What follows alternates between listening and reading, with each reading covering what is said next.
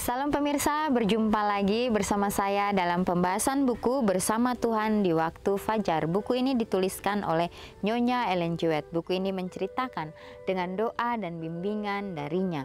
Kita dapat diyakinkan bahwa pada hari yang mulia itu, ketika Yesus kembali untuk mengklaim miliknya, bahwa kita akan menunggunya di sana dengan tangan terbuka dan disambut kehadiratnya yang kekal. Inilah janji indah Kristus bagi masing-masing kita. Janji yang pastinya Dia akan tepati untuk kita pada saat kita berada di dunia ini. Kesempatan demi kesempatan yang Dia masih berikan, kita dapat pergunakan dengan sebaik-baiknya untuk menjadi berkat bagi sesama kita.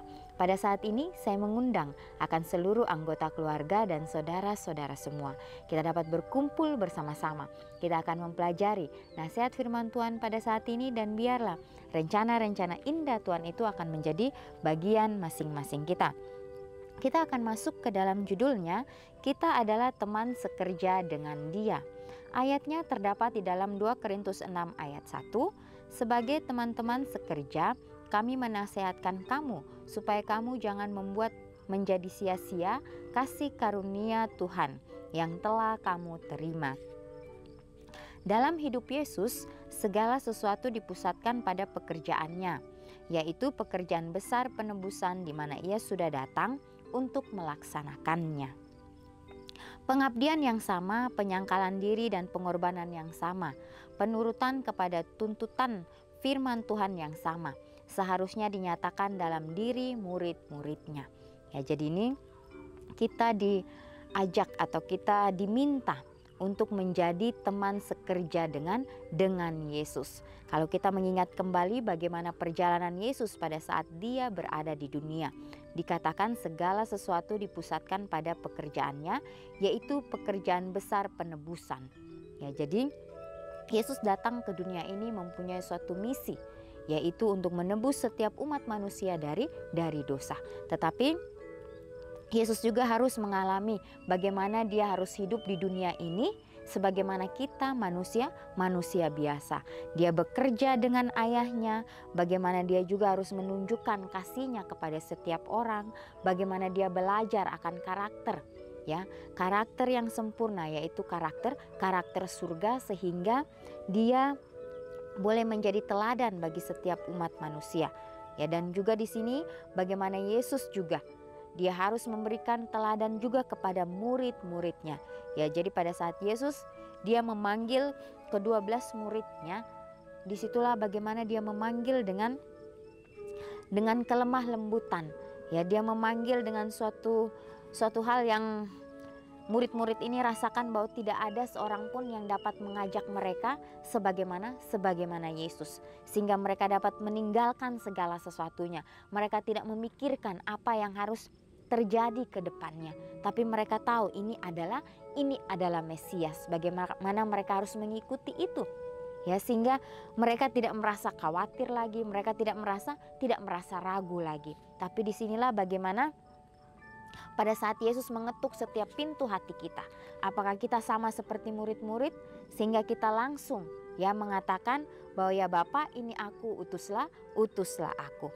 Di setiap orang yang menerima Yesus sebagai juru selamat pribadi akan merindukan satu kesempatan untuk melayani Tuhan. Ya, jadi masing-masing kita pribadi lepas pribadi.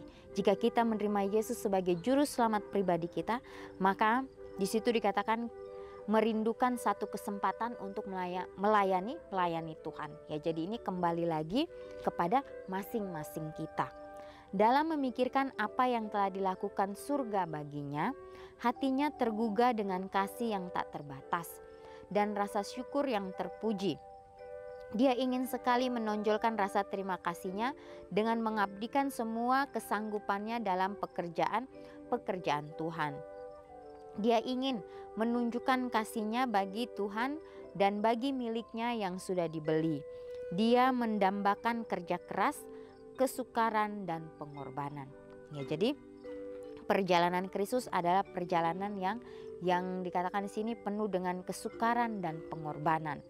Ya, jadi Yesus sudah memiliki kerajaan surga sebelum Dia datang ke dunia ini.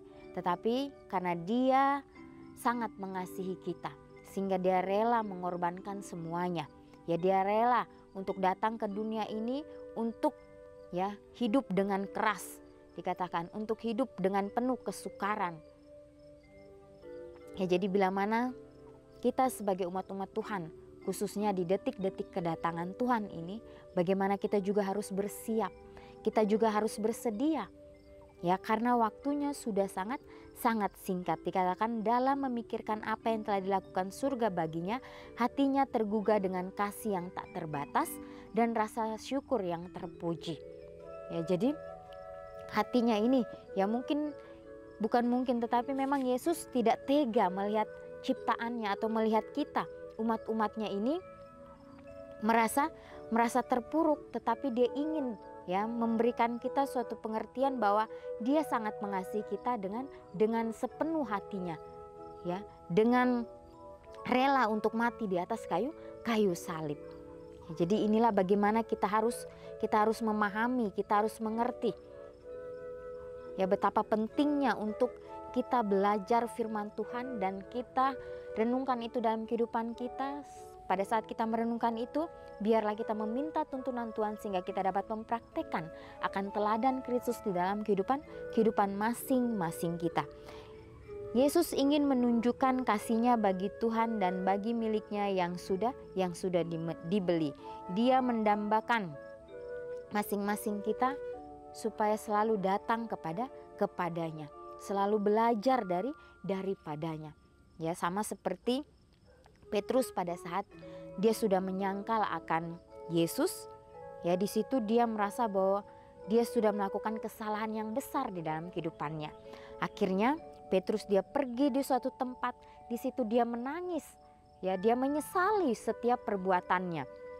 Sehingga pada saat itu Yesus dapat menggunakan dia atau Bapa di surga, ya dapat mengubahkan hatinya, menguatkan akan hatinya sehingga dia percaya ya bahwa Tuhan akan mengampuninya dan akan memakainya sesuai dengan kehendak-Nya. Jadi inilah suatu kepercayaan daripada Petrus, bagaimana dia bangkit kembali dari keterpurukannya. Pekerja Tuhan yang sejati akan melakukan pekerjaannya dengan sebaik-baiknya, karena dengan demikian dia memuliakan Tuhannya. Dia akan melakukan yang benar untuk menghargai tuntunan Tuhan. Dia akan berusaha untuk memperbaiki semua kecakapannya. Dia akan melakukan semua tugas seperti kepada Tuhan. Kerinduannya satu-satunya ialah agar Tuhan dapat menerima penghormatan dan pelayanan yang sempurna. Ya, jadi bagaimana kita harus ya mengerjakan setiap tugas-tugas kita dengan sepenuh hati kita. Ya, karena pada saat kita mengerjakan itu dengan sepenuh hati kita, kedamaian surga itu akan menyelimuti kita, sehingga pekerjaan apapun, mau itu pekerjaan yang kecil maupun itu pekerjaan yang berat, kita lakukan itu dengan sukacita oleh karena Tuhan selalu menuntun kita. Dikatakan kerinduannya satu-satunya ialah agar Tuhan dapat menerima penghormatan dan pelayanan yang sempurna. Ya, walaupun kita tidak dapat melakukan dengan sempurna mungkin karena kita manusia yang berdosa, tetapi dengan usaha kita, ya dengan meminta tuntunan Tuhan, ya sehingga semuanya itu dapat berjalan dengan baik. Dikatakan pekerjaan Tuhan yang sejati akan melakukan pekerjaannya dengan sebaik-baiknya, karena dengan demikian dia memuliakan Tuhannya. Ya, jadi pada saat kita bekerja, bukan kita memuliakan diri kita, bukan kita memuliakan siapa-siapa, tetapi itu hanya untuk kepujian dan kemuliaan nama Tuhan. Ya, walaupun mungkin seringkali ya kita menganggap keluar sifat kemanusiaan kita bahwa semuanya ini karena saya dan saya. Ya, tetapi kembali lagi biarlah pada saat Tuhan memberikan kita tanggung jawab di setiap pekerjaan yang kita lakukan apapun itu, ya biarlah kita dapat mengatakan bahwa semuanya itu karena Tuhan. Semuanya itu karena Dialah yang memberikan kita kesanggupan, karena Dialah yang memberikan kita kemampuan. Ada sebuah lukisan yang menggambarkan seekor lembu jantan yang sedang berdiri di antara bajak dan mazbah dengan keterangan siap untuk salah satu, siap bekerja keras di pematang atau dikorbankan di atas mezbah bakaran. Inilah posisi umat Tuhan yang sejati, rela memenuhi panggilan tugas, menyangkal diri berkorban demi pekerjaan penebus itu. Seri Membina Keluarga Jilid 4 halaman 466 dan 467. Ya, jadi sama seperti seekor lembu ya dikatakan yang sedang berdiri di atas bajak dan mezbah dengan keterangan siap untuk salah satu. Ya, jadi seekor lembu ini ya dia akan memberikan suatu pekerjaan. Apakah dia akan membajak? Ya, bagaimana dia akan membajak dan juga bagaimana dia akan dikorbankan di atas mezbah bakaran. Inilah posisi umat Tuhan yang sejati, rela memenuhi panggilan tugasnya. Ya, sama seperti Yesus. Ya, bagaimana dia harus hidup di tengah-tengah umat manusia yang penuh dengan dosa dan dia berusaha untuk tidak melakukan dosa itu. Ya, sehingga dia melakukan yang terbaik untuk apapun. Setiap pekerjaan yang dia berikan, dia lakukan itu dengan sepenuh hatinya, dengan sesempurna mungkin. Dan di sisi lainnya, ya dia akan menghadapi suatu hal yang sangat memalukan. Dia harus disalibkan, dia harus berkorban untuk umat manusia. Ya, Yesus berada di dunia ini. Ya, dia berada di rumah tangganya selama 30 tahun. Ya, dia berlatih. Disitulah bagaimana Bapaknya yang di surga ini memberikan dia kesanggupan, memberikan dia kekuatan untuk tetap ya menjadi manusia sempurna di tengah-tengah orang yang berdosa. Ini adalah suatu hal yang mungkin kita anggap bahwa ini tidak akan bisa kita lakukan sebagai manusia biasa. Tetapi bagaimana Yesus mempunyai hubungan yang sangat baik dengan Bapaknya. Ya, pada saat dia mungkin merasa jenuh, ya mungkin dia merasa bahwa dia sudah lelah, pasti dia akan pergi ya ke suatu tempat. Disitulah dia berbicara dengan Bapaknya sehingga Bapaknya memberikan dia kekuatan, memberikan dia kesanggupan, dan pada saat dia kembali ya dia merasakan bahwa ada kedamaian, dia merasakan ada sukacita yang dia dapatkan. Ya, jadi kita juga sebagai umat Tuhan di akhir zaman ini, biarlah kita juga mau ya untuk datang kepada Tuhan, meminta tuntunan Tuhan sehingga setiap tugas-tugas yang kita lakukan itu dengan sepenuh hati kita. Rela memenuhi panggilan tugas, menyangkal diri, berkorban demi pekerjaan penebus. Ya, jadi ini suatu hal yang sebagai manusia biasa ini sangat berat. Ini sangat susah kita lakukan. Ya, tapi kembali lagi firman Tuhan menjanjikan bahwa Dia akan memberikan kita kesanggupan. Tuhan kita akan selalu menyertai kita bila mana kita mau membuka pintu hati kita untuk melatih kehidupan kita hari demi hari sesuai dengan kehendak-Nya. Ya, karena kita diundang untuk menjadi teman sekerja dengan Tuhan.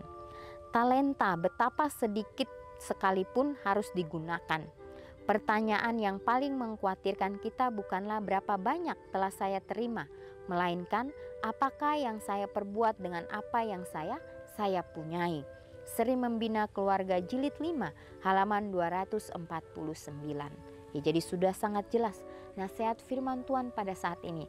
Talenta sekecil apapun itu, ya Tuhan akan menyanggupkan kita kalau kita mau untuk dipakai, kalau kita mau untuk dibentuk setiap hari. Dikatakan talenta yang sedikit pun itu, yang kecil itu harus digunakan. Ya, pertanyaan yang paling mengkhawatirkan kita bukanlah berapa banyak telah saya terima, melainkan apa yang saya perbuat dengan apa yang saya punyai. Ya, jadi inilah bagaimana kita harus ya kembali lagi menyerahkan akan setiap kehidupan kita kepada Tuhan. Ya, walaupun kita mempunyai talenta yang kecil, ya tetapi bila mana kita bekerja sama dengan Tuhan, Dia akan menuntun kita, Dia akan memakai kita dengan sangat luar biasa. Ya, kembali lagi kita harus mempunyai iman. Iman seperti Kristus, iman yang tidak goyah dengan setiap terpaan apapun.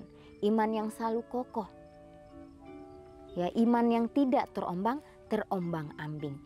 Biarlah kita juga mau belajar hari demi hari untuk menerima akan kasih Tuhan di dalam kehidupan kita. Biarlah pada saat Dia mengetuk pintu hati kita, kita dapat membuka hati kita ya untuk bekerja sama dengan Kristus. Dikatakan pekerja Tuhan yang sejati akan melakukan pekerjaan dengan sebaik-baiknya. Ya, biarlah kita mau berusaha hari demi hari untuk memperbaiki akan kehidupan kita. Walaupun tidak sempurna, tetapi Tuhan akan melihat itu dan Dia akan memakai kita sesuai dengan kehendak-Nya. Biarlah pada hari ini kita boleh mengambil komitmen kita masing-masing dimanapun kita berada. Ya, mungkin Tuhan pada saat ini memberikan kita kesempatan. Biarlah kesempatan yang Dia berikan itu, biarlah kita dapat pergunakan dengan sebaik-baiknya. Ya, mungkin kita berada di tempat kerja kita. Ya, biarlah pada saat kita berada di tempat kerja kita, kita tunjukkan yang terbaik, kita bekerja yang terbaik. Ya, mungkin dengan kejujuran yang kita lakukan, apapun yang kita lakukan, mungkin orang akan menilai kita salah, tetapi kita tahu itu adalah hal yang benar. Biarlah kita tetap di dalam prinsip kebenaran itu. Ya, walaupun mungkin kita ditekan dengan berbagai-bagai masalah, dengan berbagai-bagai hal di dalam kehidupan kita, tapi kita tahu Tuhan kita adalah Tuhan yang hidup. Dia akan melihat itu semua dan Dia tahu apa yang harus Dia lakukan untuk kehidupan kita. Ya, tapi kita harus percaya 100% kepada Tuhan. Dia akan melakukan yang terbaik bagi masing-masing kita. Biarlah pengorbanan yang Yesus sudah berikan untuk kita boleh renungkan di dalam kehidupan kita. Kita boleh datang di bawah kaki salib Tuhan, menyerahkan setiap beban kita, permasalahan kita, apapun itu. Ya, sehingga Dia akan meringankan semuanya itu. Ya, biarlah nasihat ini akan kita terus ya pelajari di dalam kehidupan kita. Ya, biarlah komitmen-komitmen yang kita sudah buat hari demi hari, ya itu akan menjadi suatu pelajaran yang indah bagi kita. Bahwa Tuhan kita adalah Tuhan yang hidup, yang dapat menyanggupkan kita ya untuk terus melangkah, ya untuk terus maju di dalam prinsip kebenaran. Inilah nasihat firman Tuhan pada saat ini. Kita akan berjumpa lagi di kesempatan yang berikutnya dan Tuhan memberkati.